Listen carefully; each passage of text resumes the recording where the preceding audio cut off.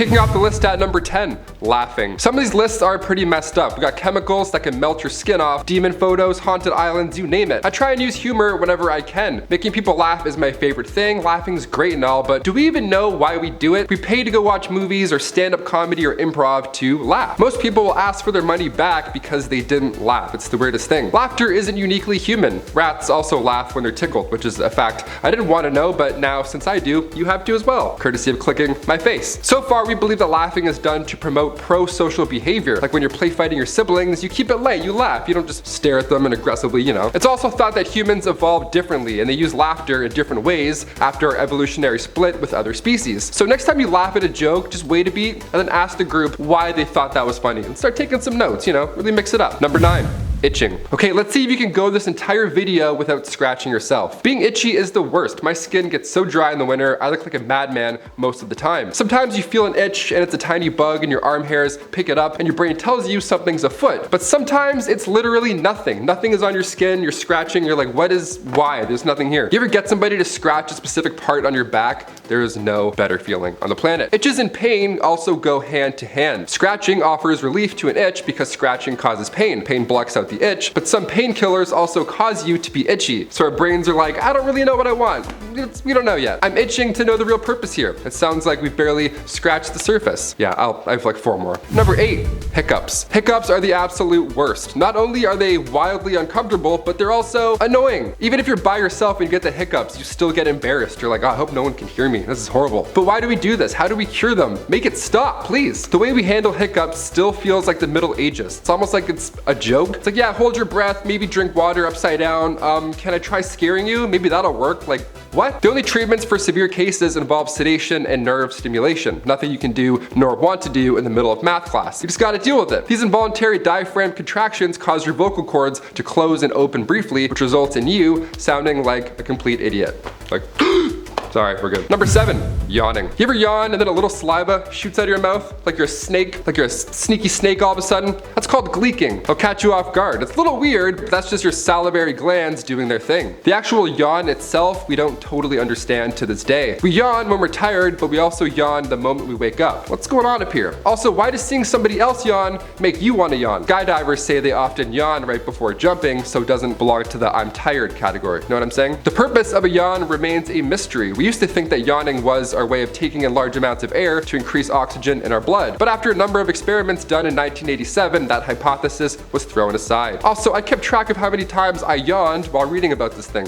4 times. 4 times while typing this, I yawned. The brain's weird. Number 6, immortal jellyfish. Creatures like the immortal jellyfish could be the key to advancing human life. Some people want to be Spider-Man. I would take immortality any day. It was said over 4,000 years ago to Gilgamesh that the secret to immortality lies in the coral reef on the ocean floor. And come 1988, German marine biologist Christian Sommer found it. It wasn't the trident of Poseidon, but instead, off the cliffs of Portofino, he discovered Turritopsis dohrnii, aka the immortal jellyfish. This is the Benjamin Button of the sea, okay? This guy was studying this creature and it literally started to age backwards in front of him. It was reversing the life cycle in front of his very eyes. They start off in their larval form, mature into polyps, which bud off into these tiny jellyfish. That's their life cycle. A jellyfish is usually the end of the life cycle. So one species of jellyfish has somehow changed that entire cycle, the immortal jellyfish, which is smaller than your fingernail, by the way, which I'll explain. It just shrinks itself over and over. It reabsorbs its tentacles, then having lost the ability to swim now, it sinks back to the ocean floor and then begins as a blob all over again. And for the next 40 hours, the blob develops into a new polyp, and then its cycle starts back over and over, and then this thing just comes and dies and gets smaller and comes back again. Can we do this? I kind of don't want to, but I kind of do. Number 5, blue whales. The largest animal to ever live on Earth, coming in at around 330,000 pounds, give or take. The blue whale is hard to miss, but even so, scientists have found it incredibly difficult to observe/describe their sex life. Blue whales usually travel solo, but come late July, early August, they begin to pair up. They don't just mate on the spot and then, you know, Bob's your uncle. Blue whales almost date for a while. Richard Sears, marine researcher, says that they'll travel for weeks, with mating not being a foregone conclusion. We still have no idea how females choose a mate also. Sometimes another male will just join in and then they'll almost race each other in the water to see who's the fastest. That's definitely an option. There's also another theory that blue whale vocalizations have some sort of reproductive function. So you gotta spit that game, even in the ocean. Number 4, hammerhead sharks. We haven't acknowledged how insane hammerhead sharks look. I mean, like, really look at this thing. Why is its head a hammer. They look like sea vacuums. This is insane. There are 9 species of hammerhead sharks. Their name, coming from the Greek word of hammer, sphyma. Most sharks have a pointed head, right? They're aerodynamic, but not this guy. Dude's poking his eyes out all day long. Also, in case you're wondering, when they're born, their heads are round. They have to mature into their hammer eyes situation. That must be a pretty wild time. Imagine your eyes just slowly drifting apart as you grow up. Like a sloth, I'd be so concerned. They're also one of the only creatures in the animal kingdom that can get a tan from sun exposure. Hashtag tan lines. The most compelling theory so far about the hammerhead shark is that it evolved to increase its electrosensory area. Kind of like how my neck evolved to let me see over people at concerts. Nature finds a way. Number 3. Homing. This one I've wondered since I was a wee young lad. You see birds flying overhead, they're in a flying V, they're heading south for the winter. The approaching cold weather motivates them, but really it's the food supply around them that determines when moving day really is. That's pretty normal in the animal world, that's natural instincts. But we still can't figure out homing exactly. See, homing is the ability to, well, navigate home, all the while traveling through unfamiliar landscapes. Homing pigeons were used in both world wars, with several being awarded medals for their service. A pigeon got a medal. Oh, his poor neck, it would have been so heavy. Little different than the pigeons we have in our city today. They're just fat and covered in mayonnaise. We still don't know exactly how homing pigeons navigate these 1,000-mile trips. If you have ornithophobia, odds are it's probably because of a pigeon. They're always watching. Number 2. Deja vu. There's a couple theories for this one, so let's just dive in. The hologram theory is fun. Basically, it's that our memories are stored in the brain like holograms, literally like the movie Inside Out. And that's pretty close. Just these pockets of information that are floating in our subconscious, and just one small fragment is needed to remember an entire event. Just like a keyword that unlocks memory. Sometimes this sneaks up on you when you're experiencing something entirely new. You may see something or smell something that feels familiar, and that's when the "have I done this before" feeling comes out. You fail to recognize the trigger word that spawns that sense of familiarity, but deep down your brain still knows, leaving you feeling like you're having a premonition and all your friends are in danger. You're like, I think this has happened before, nobody move. There's also divided attention theory. This happens when all of our attention is on one specific thing. Maybe you're at a Beyonce concert and you're like, wow, she's 40. Can you believe that? Your focus is on the stage, but your brain is subliminally processing your surroundings and the girl dancing off beat in the next section. So later on after the show, she's on the same train as you heading home, but you don't realize it. You have this sense of familiarity, but you don't know why. It's because offbeat Becky was triggered in your brain sitting over here. We still haven't figured out deja vu entirely. Like I said, these are just theories. Deja vu is so weird. Honestly, I think I'm getting it right now. I feel like you're about to hit the thumbs up. I don't know, maybe I'm wrong.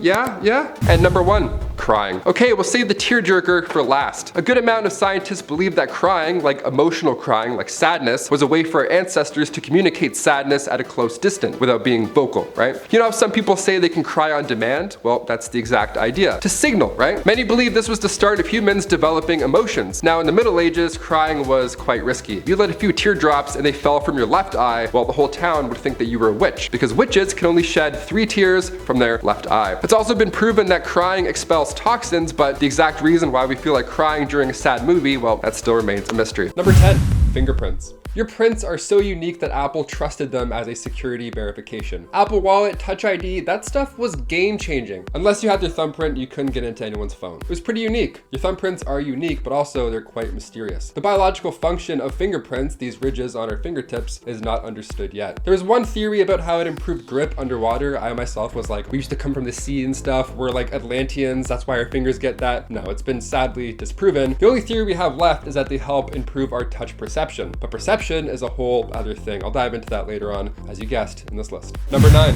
right or left. 90% of people are right-handed, and we still can't figure out why. Left-handed people, they just can't seem to stop talking about it. Scientists are still unsure how it develops, what purpose it serves, if there's even one in the first place, and why one is much more common than the other. So far, a leading theory has to do with our spinal cord and not actually our brain. Other research done back in the 80s found that our handedness is determined before we're even born. Whichever thumb you just happen to suck on in the womb, that's the one you're stuck with for life. It was also thought that genetic differences between the right and left hemispheres of the brain has something to do with it. They studied gene expression of the spinal cord around the 12th week of pregnancy, and they found that left and right segments control arm and leg movements and all that jazz. But again, since lefties are so rare, we've evolved as a right-handed majority. So if you're a lefty, you're rare. And you know what? You deserve to talk about it. Hit that thumbs up if you're there. Number 8, walk the line. German scientist Jan Suman discovered that humans, as fascinating as we are, we can't walk in a straight line, sober or not. His test subjects were blindfolded and then told to simply just walk straight for an hour. The subjects all ended up walking in a massive circle, or circles. Some were tall, like I'm 6'2", I could walk circles. I would do donuts there if I was there. This was done at the beach, the Sahara Desert, these massive open areas, of course, so you didn't bump your head or bump into anything, but still, circles over and over. So the next step was to remove those blindfolds and see what happens. But even so, the subjects still continued to walk in a circle. It was cloudy out, so although you could see where you were walking, you couldn't exactly keep track of which direction you were going. That's the mysterious part. Number 7, turn it up. Okay, you're sitting in a car full of friends, you're in the back seat, an absolute banger comes on, and at the same time, everybody yells just to turn it up. That's a good day, especially if you're riding shotgun and you're the guy with the aux. That's a good feeling. You want people to love your choice in music. But why? Same thing with DJs. You really need somebody who can read a room to have a memorable wedding, but still we can't figure out why humans enjoy music in the first place. The music industry makes billions of dollars a year. I mean, look at Kanye West, for example. People bought enough tickets to a stadium for a listening party. The guy made 12 million off those listening parties that you saw on Twitter. Like, what compels us to spend this much money on concerts even? Our right temporal lobe is activated when we listen to music, so that of course has something to do with it, but as a whole, music is addicting. A study done by McGill College in the early 2000s found that the part of our brain activated when using narcotics, eating junk food, having sex, is the same as when we hear music that we like. What we get from music has nothing to do with survival mechanisms like eating or mating. We simply just enjoy jazz. Number 6, how old can we go? So far, the oldest human that has ever been was Gianna Kalman. She was born in 1875 and she passed away in 1997. They were 122 years old, for all those who can't do quick math. Can you believe that? I mean, there's since been a few articles that try and debunk her story, but after her, Jiraman Kimura lived until he was 116, so still, we're getting there. The human lifespan has risen over time, and we're at the point where scientists are unsure if there's even going to be a cap. Scientists believe we could live up to 150 pretty soon. 150! They think 120 to 150 will be the new average down the road. Humans are getting too advanced, so who knows? Back in the day, the average lifespan was 25 years in ancient Greece, so only time can tell. Technology is definitely helping. Even if you were in great shape that entire time, would you want to live to 150? Comment down below. Number 5. Slime mold. This is disgusting. It doesn't sound very smart, but slime mold is honestly pretty terrifying. This brainless mold that you see covering tree stumps. It's been around for a while now. It's bright yellow and it's a single-celled organism, and pretty much when it comes together, despite being brainless, they all seem to think and act as a unit. Rumor has it, this mold can smell and pulsate its way to find food. It's just this long network of veins, these veins of protein that push nuclei around. There's a time-lapse video of slime mold finding the shortest path between food sources in a maze, and it's haunting. Number 4, dreams. Have you ever had a dream that I will never get tired of that video, but I will get tired in general, right? And then hopefully tonight I'll have good dreams, right? That's the goal. That's what any of us want to do. We just want to avoid nightmares. Just pay your bills and don't have nightmares. That's really all you can ask for. After you watch a scary movie, you always have to watch something nice before bed because you're trying to not dream about being, attacked by snakes on a plane. It's a lot of fears in just that one dream. Snakes, planes, fire, the whole thing. Not for me. I'm tapped out. We still don't know for sure why we dream, and considering how much time we spend doing it, I feel like we should know more about that missing third of our lives. That's another thing too. Dreams only last 2 hours, but I feel like I am in a lifetime when I'm in there. I have like 6 dreams a night. When I wake up, I could remember all of them for about an hour. It's kind of disturbing. I have to Google a lot of them. Yeah, we have to Google dreams. That's how much this shit matters to us. And we still can't really explain most of it. Dreams consolidate memories and they process emotions and they allow us to gain practice confronting potential dangers. Those are really the only things that we understand about them. But there's also scary things that are just, I don't want anything to do with that at night. Like the hypnic jerk. It's also not a TikTok dance. That's that feeling you get when you're falling asleep and then it feels like you're falling off a building all of a sudden. Call it the hypnic jerk. That's awful. I could really go without that. Dreams are weird. Let's move on. Number 3. Placebo effect. One time I drank some Long Island iced tea mix, like just the mix, non-alcoholic, and then I thought that I was tipsy. This was like a high school party and I was drinking a bunch and I was like, oh man, this is some good stuff. And they're like, what are you talking about? It's juice. Why wouldn't that be good, Taylor? I fooled myself. I legit thought that I was getting loose at this party, but really it was just the placebo effect. The placebo effect is psychological and physical. It's a tricky one. Patients would think that they were feeling better, leading to this mysterious list that we're on, of course, now. When you take a placebo, a Tic Tac that somebody told you was a pill, bottle, your brain will believe it and then it will release endorphins, and then naturally, you'll literally feel better. Yeah, humans are complex. We have an explanation for the placebo effect with us somewhat, but animals, turns out they can also experience a placebo effect as well. One study in particular was on a placebo effect for dogs and their epilepsy being treated. Some factors that stuck with me with the placebo effect is that you can get one even if you know that you're still getting a placebo. Know what I mean? Someone can say, hey, this isn't medicine, it won't make you feel better, it's just a Tic Tac. Boom. And then you can eat it, and then somehow through this process and all your brain stuff, you'll feel better. Isn't that the craziest you've ever heard? There's layers to this. The geniuses at Walden University are currently figuring it out, so stay tuned. Number 2, life. Yeah, here's a fun thought. How did life begin? Who are we? What's going on? Why do I have to pay bills now? I was just born, now I exist. The origins of life began billions of years ago. We began as microbes, but how did living, breathing organisms really come about? Some theories are fun, others are disturbing. It's one of those things you really don't want to think about for too long. This whole list actually is. Lightning is theorized to be a main player here in the origins of life. We know that electricity can generate sugars and amino acids in atmospheres made of water, ammonia, methane, hydrogen, all that good stuff like we have on Earth. This was the Miller-Urey experiment from 1953. There's a chance that we came from lightning. Cool. Thor ancestry, we love it. Another theory is that life originated in the deep sea vents. Little Aquaman stuff, okay? Either or, kind of exciting. These hydrothermal vents are chock full of hydrogen-rich molecules. At a little pressure, literally the surrounding rock can help then form mineral catalysts, supporting ecosystems. We came from the lightning or the sea, I don't know, I'll take it. Kicking off the list at number 10, Alzheimer's. Roughly 500,000 new cases of Alzheimer's are diagnosed each year. Whenever we hear about somebody developing it, more often than not, they're older, right? We often make jokes if someone forgets something like, oh, but you're getting older,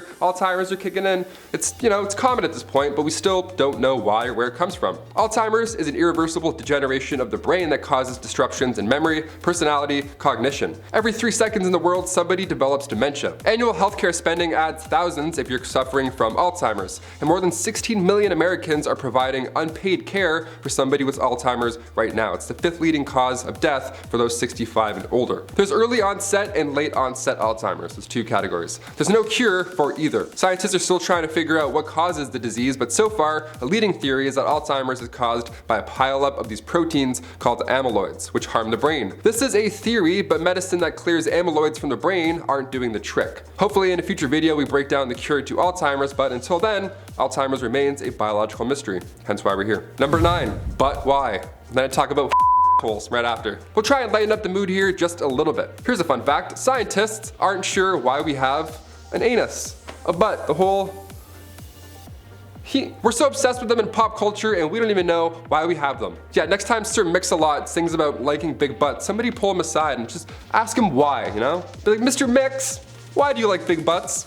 Why can't you lie about them? Catherine Wu, science writer from The Atlantic, explains more of this biological mystery in their study titled "The Body's Most Embarrassing Organ is an Evolutionary Marvel." Great title, couldn't have nailed it more. Before the anus came around town, animals would eat and excrete through the same way. They would just and then spit it out. Then all of a sudden, butts come into the mix, the Sir Mix-a-Lot, and now animals can become bigger, stronger, and stinkier. We still have no idea which creature had the first anus. That's a sick title, I want that, I really want that. The first guy with an asshole. It's like, look at this dude, look at this little caterpillar, little have an ass dude. Catherine Wu explains in that report, which I highly recommend that you read for yourself. Of course I did after reading that title. She said it's hard to study something that must be millions of years old and also doesn't fossilize. Yeah, there's no bones in your butt. That'd be weird. It's a big old hard butt. I've talked about butts too much. Let's just put this behind us, Leave it in the rear. Put it up our, I'm out of puns. Let's move on. Number 8, Ebola's origins. I know we're all a little preoccupied with some other stuff right now, but here's another fun mystery to add to that list. Ebola. We're at the point now with Ebola that we're treating monkeys. We're out of the woods for the most part, panic-wise, but scientists are still trying to figure out where this thing even came from in the first place. The first known case of Ebola occurred in 1976 in Sudan in the Democratic Republic of Congo. Over 600 people got sick, and now come 2005, we're trying to find its origins. More than 1,000 animals in Central Africa were tested. We tested 679 bats, 222 birds,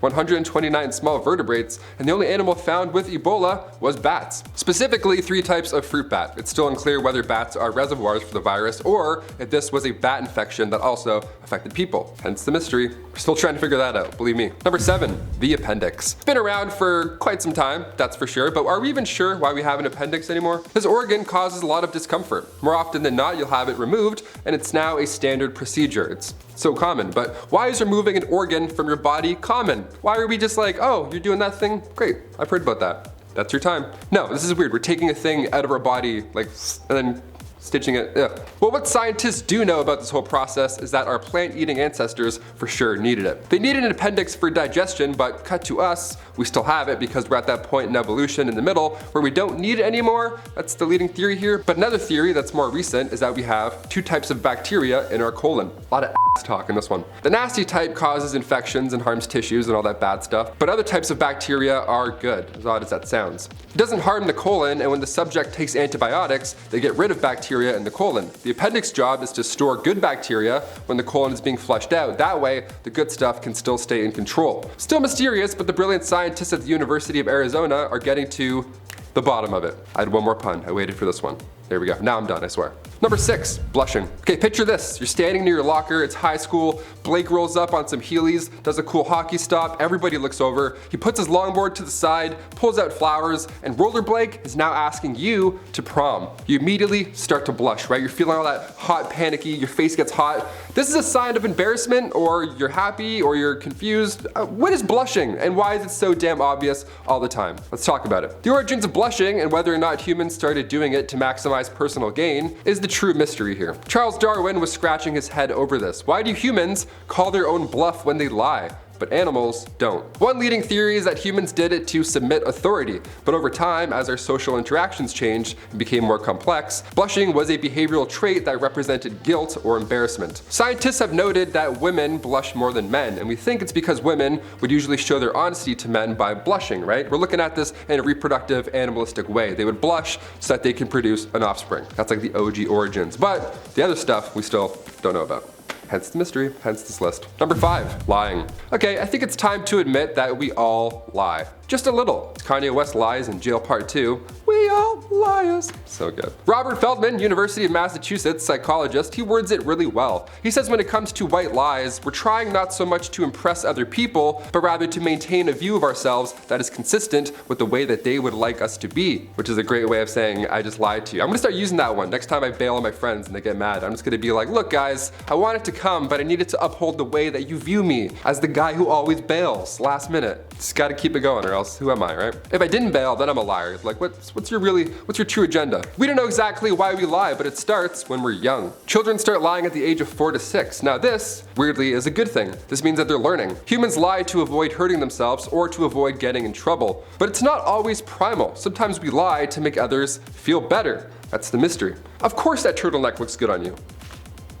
Number 4, dark thoughts. Okay, we'll get a little darker for this one. We've been a little silly, now we get back to the vibe. But humans thinking about what happens to them after they die, despite how it feels, it's a normal thought. We read books about dreaming and we try and piece together every little thing that we remember, but like I talked about in part 1, dreaming is also still a mystery here as well. The brain is fascinating and we're at least a little curious what happens to it after we die. From time to time, humans think of their own death. You'd be lying there at night and you're like, oh, if I was in a hospital right now, who would come see me? It's like, is it weird? Is it bad? Is it a bad sign? No, it's pretty normal. Palin Kasabir, scientist and psychologist at the Center of Healthy Minds at the University of Wisconsin-Madison, believes that thinking about your own inevitable death causes anxiety for some, but others think about dying as immense clarity and wisdom. I've heard it's exactly like before you were born, and if that's the case, sign me up, because I don't remember paying for my phone before then. You know what I mean?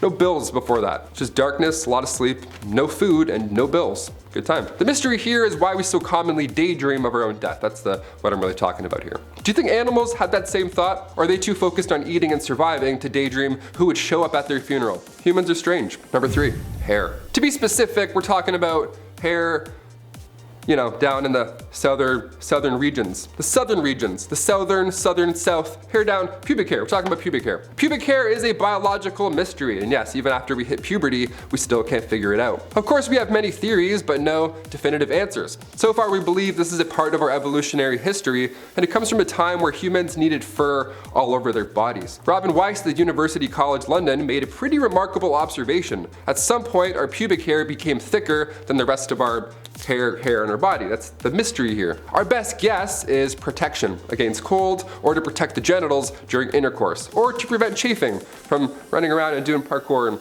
all that stuff. All the normal stuff. Pubic hair, still a mystery. Number 2, the basking shark. Pubic hair and sharks, we got it all. Okay, on part 1 of this list, I went in on hammerhead sharks. A bit too hard, I'll admit, with the goofy eyes. I'm doing it again, I called them goofy. Sorry. If you're a hammerhead shark, my bad. So on part 3, I have to shine the light on another shark, the basking shark. The basking shark translates to large-nosed sea monster, and honestly, yep, pretty much nailed it. They swim through the surface of waters and search for tiny little food, plankton to be specific. Despite how big their mouths are, yeah, they eat plankton. They're just like, ah, and they eat dust. It's crazy. We'll go years without seeing one of these guys, but once we do, we're in luck because more often than not, basking sharks travel in large numbers, found in both the Atlantic and the Pacific. As of 2019, basking sharks were considered endangered. Overfishing, of course, is to blame for that one. The biological mystery here in this one is not her giant mouth, of course, but the fact that basking shark females only have one functioning ovary, and it's the same every time. It's always the right one.